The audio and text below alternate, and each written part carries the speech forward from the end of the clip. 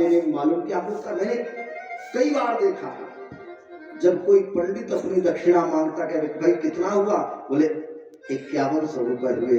अरे बाप रे बाप, 5100 लेगा तू, क्या किया तूने?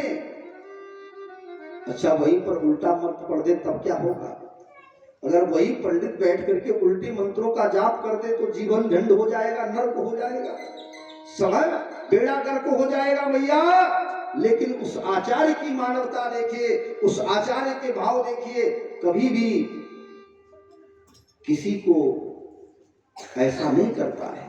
बड़े प्रेम से, बड़ी श्रद्धा से श्री वर्चस्वमायुष्मारोग्यम माम विदाक्षो पवानम मह्यते, उसको सतायु का वरदान देता है कि तुम सौभाग्यशाली रहो, कीर्तिवान रहो, यशमान रहो, धनवान रहो और परमात्मा सदैव आपको संपन्न और समृद्ध रखे। आपका गृहस्थ आश्रम जो है आज से शुरू हो रहा है और हमेशा आपका खुशहाल जीवन हो। ऐसी कामना को करने वाले व्यक्ति को हम दान करने में बड़े शर्माते हैं, नहीं करना चाहिए। प्यारे, हमें अपने जीवन में इधर विराजमान कर दो, भगवान के लिए संकोच नहीं करना चाहिए।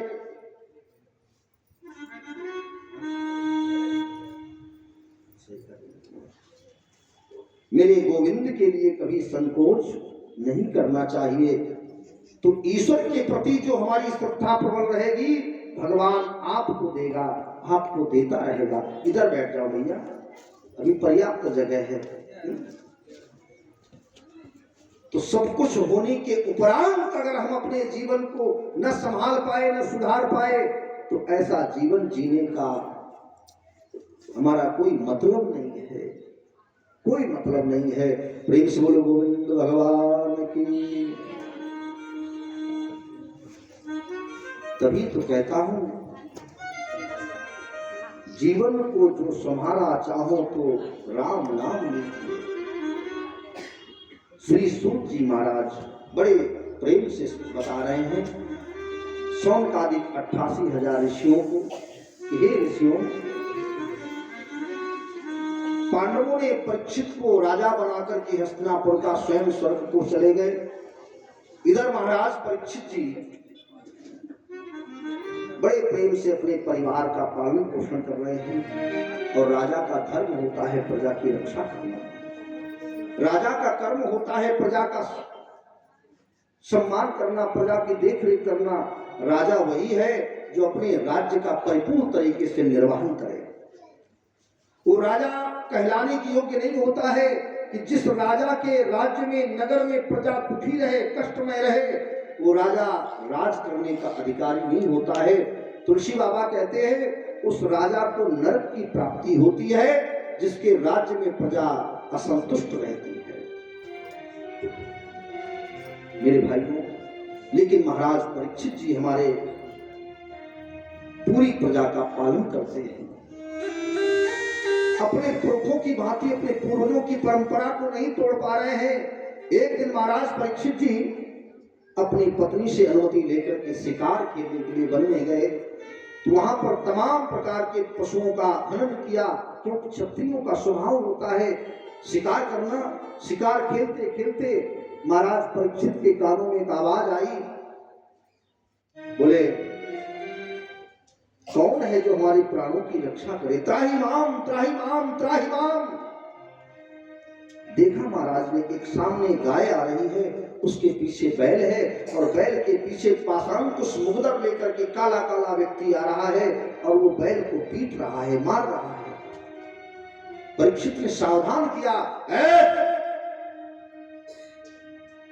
क्यों मार रहा है इसको, क्यों सता रहा है?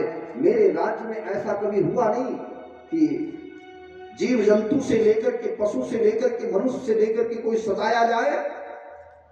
सावधान करते हुए महाराज परीक्षित ने कहा, हे गौ मां, तुम कहां जा रही हो? गाय ने परिचय दिया अपना, बैल से पूछा, भाई तुम कहां जा रहे हो, कौन हो? तो दोनों गाय और बैल ने महाराज परीक्षित से निवेदन किया, राजन मैं गाय के रूप में जो हूं ना, मैं गाय नहीं हूं, मैं ही तो साक्षात पृथ्वी मैया। बैल से पूछा, आप बोले मैं महाराज बैल के रूप में आपके राज्य से भाग करके जा रहा हूँ अपने प्राणों की रक्षा के लिए। मैं बैल नहीं हूँ, मैं ही तो धर्म का अवतार हूँ, मैं ही साक्षात धर्म हूँ। अरे जब पृथ्वी और धर्म ही नहीं हमारे शासन में रहेंगे तो हम कहां और किस पर राज्य करेंगे। महाराज परीक्षित ने गाय और बैल को समझाया, आप नहीं जाओगे। उस काले कुरूप व्यक्ति से कहा, तुम कौन हो, तुम इसको क्यों मार रहे हो। उस व्यक्ति ने कहा, महाराज मेरा नाम कलयुग है। कलयुग? अच्छा, तो आप कलयुग हैं, इसको क्यों पीट रहे हो। उस कलयुग ने कहा, महाराज मेरा यही काम है। क्या काम है। कलयुग में दो ही बातें तो विशेष रह गई। बोले क्या।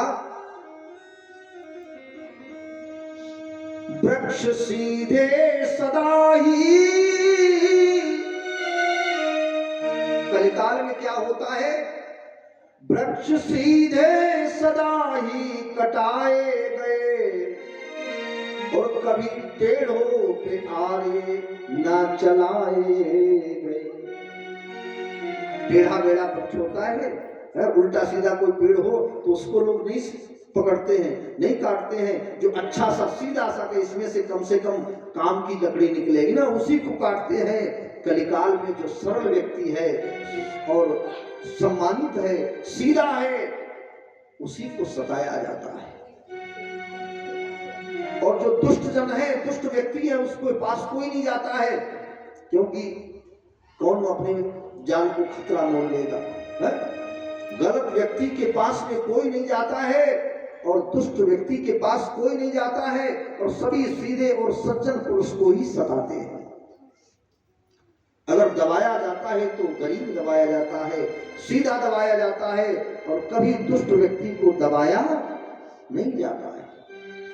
ये कलयुग का प्रभाव। कलयुग कह रहा है कि मेरे राज्य में यही होगा, कन्याओं का हरण होगा, नारियों का अपमान होगा, संत महात्माओं का अपमान होगा, सृष्टि पर कुचक्र चालू हो जाएगा, विप्रों का अपमान होगा, लोग ब्राह्मणों की बात नहीं मानेंगे, संतों की बात नहीं मानेंगे।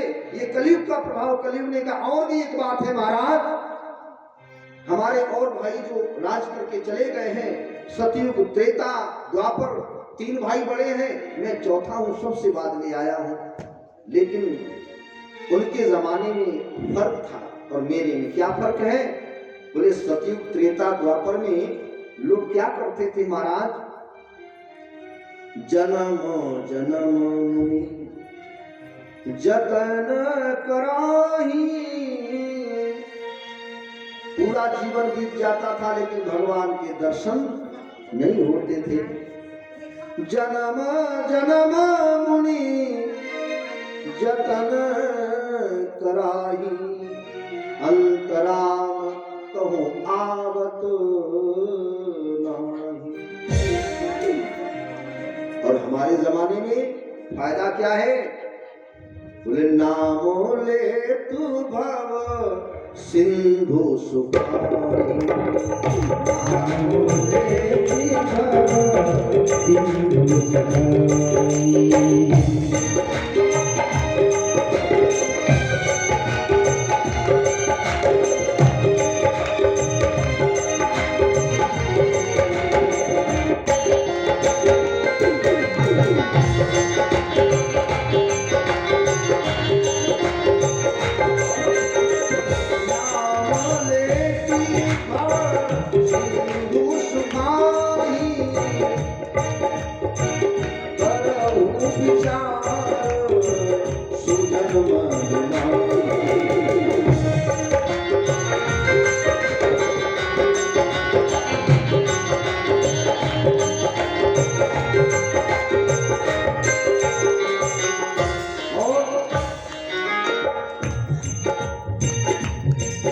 कलयुग ने कहा हमारे जमाने में एक और फायदा है।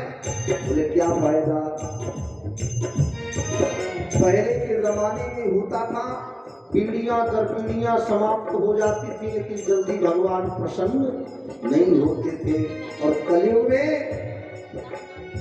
आप एक बार राम राम कर लो, बैठ करके एक बार भगवान का कीर्तन कर लो, काम हो गया। कलयुग केवल नाम, कलयुग केवल नाम।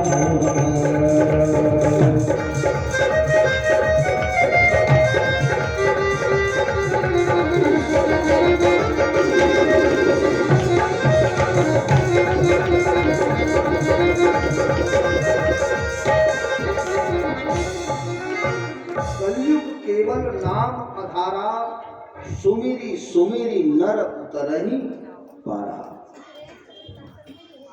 आप लोग कथा सुन रहे हैं, समझ लो तुम्हारा कल्याण हो रहा, तुम्हारे पाप नष्ट हो रहे हैं। अगर धोखे से भी कोई पाप बन गया हो तो भी भगवान की कथा से, भगवान के नाम से हम उस पाप से मुक्त हो जाते हैं। कलयुग ने परिचय दिया अपना। परीक्षित ने कहा ये सब बातें ठीक हैं, लेकिन तुम हमारे राज्य में आए क्यों, और तुमने इस गाय और बैल को क्यों मारा। अधिक देर तक बात होती रही। महाराज परीक्षित ने बहुत कुछ कहा। अरे भाई, हमारे बाप पुरखों का जमाना वो वास्तविक चले गए हैं, लेकिन अभी उनका नाम नहीं डूबा है। अर्जुन नहीं है तो क्या मैं उनके वंश का भी अभी तो जिंदा, कोई बात नहीं। कलयुग कहने लगा महाराज अब मैं आ तो गया, कम से कम हमको रहने को जगह दे दो। तो महाराज परीक्षित ने कलयुग को रहने का स्थान दिया। क्या स्थान दिया? पहला स्थान दिया है कलयुग को परीक्षित जी ने, जहां पर मधुशाला, जिसको आप आपकी भाषा में भट्टी बोलते हैं, बोले मधुशाला में तुम्हारा पहला स्थान है। कलयुग ने कहा महाराज यहाँ तो कभी हम सो नहीं पाएंगे, कोई दूसरी जगह बताओ, लेकिन स्वीकार है मुझे ये भी। दूसरा स्थान दिया, बोले कि जहां पर जुआ खेलते हो, जुआरी बैठे हो। कलयुग ने कहा महाराज ठीक है, मुझे ये भी स्वीकार है, पर जहां पर जुआ होगा क्या हम वहां सो पाएंगे? नहीं सोंगे। तो तीसरा स्थान दिया हमारा परीक्षित ने, कहा जाओ जहां पर वैश्याएं नृत्य करती हैं, वो तुम्हारा तीसरा स्थान है। महाराज परीक्षित ने कलयुग को तीसरा स्थान दे दिया जहां वैश्याएं नृत्य करती हैं। कहा महाराज यहां भी नहीं सो पाऊंगा। फिर चौथा स्थान दिया, बोले जहां पर चोर लोग चोरी करते हैं, तस्करी करते हैं, आपको चौथा स्थान दिया हमने। कलयुग ने कहा महाराज यहां भी नहीं सो पाऊंगा, पहरेदारी करूंगा कि मैं सोऊंगा। अंत में महाराज परीक्षित ने कहा पांचवा स्थान आपको मैं दे रहा हूं, कौन सा है? बोले जहां पर हरि की चर्चा न होती हो, जिसके मुख से भगवान का नाम न निकलता हो, जिससे भगवान की भक्ति ना होती हो, जो भगवान की कथा से दूर रहता हो, जो भगवान की कथा से प्रेम न करता हो, जो भगवान से बैर करता हो, जो भगवान की कथा से ईर्ष्या करता हो, तुम जाकर के उनके घर में और उनके सिर पर वास करना। प्यारे, ये कलयुग से कहा परीक्षित जी ने कि जहां पर साधु संत ब्राह्मण गुरु का सम्मान न होता हो, वहीं पर जाकर तुम अपना स्थान ग्रहण करना। और बोले जहां पर सोना हो, सोना, बोले जिस जगह पर सोना हो वहीं तुम